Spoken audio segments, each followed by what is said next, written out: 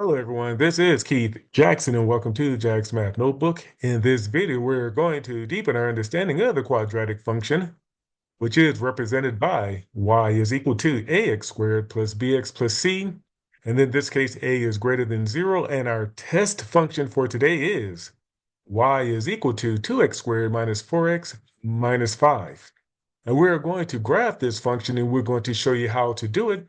And the best way to begin graphing a function like this is to find the axis of symmetry, which is represented by x is equal to a negative b divided by 2 times a. And what we're going to do, we're going to plug in b and we're going to plug in a to find out what our vertex is going to be. And in this case, b is represented by -4. And so we're going to plug that in like a -4. And our a is represented by 2, and we're going to go 2 times 2. A negative times a negative in this case will give us a +4 right here. And a 2 times 2 will give us 4 right here in our denominator. And when we divide 4 divided by 4, we will get 1. And so x is represented by 1. And we're going to plug in 1 for x into our function. So wherever we see an x, we're going to replace x with 1. And we did it right here.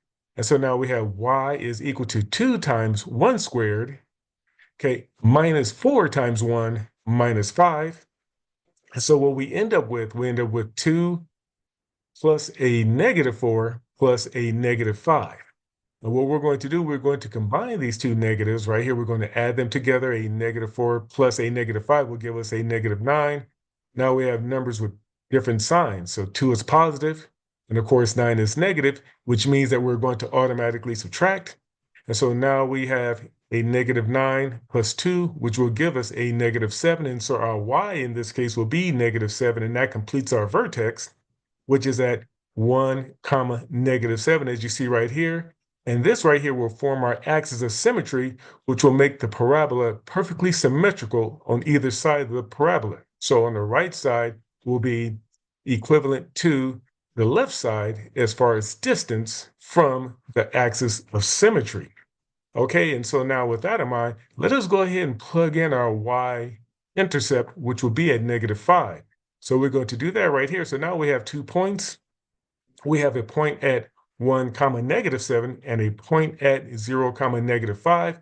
And because we're dealing with the axis of symmetry, we can automatically put a point on the other side, which is equal distance from the axis of symmetry, as let's say, in this case, the y-intercept. And so we have 3 points already.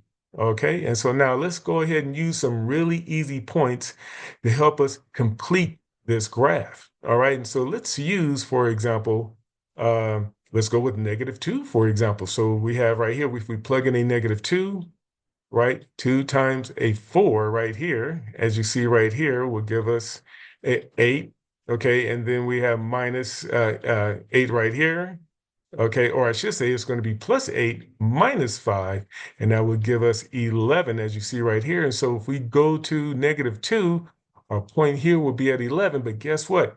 All we have to do is just go equal distance, let's say, from the axis of symmetry to the other side, and that will be at 4. And we know that 4 will also have a y value at 11 as well. And so that's all we have to do. If we find one part of the parabola, all we have to do is just go the equal distance from the axis of symmetry to the other part to make our point right there. And this is how you make your parabola from a function, just like you see right here. Okay, you have been given a lot of information. I wouldn't blame you if you need to pause the video just to take a look at everything or replay this video as many times you need to gain a deeper understanding of how to graph a quadratic function. But in the meantime, please comment, share, like, and subscribe to Jack's Math Notebook for more content. Thank you and goodbye.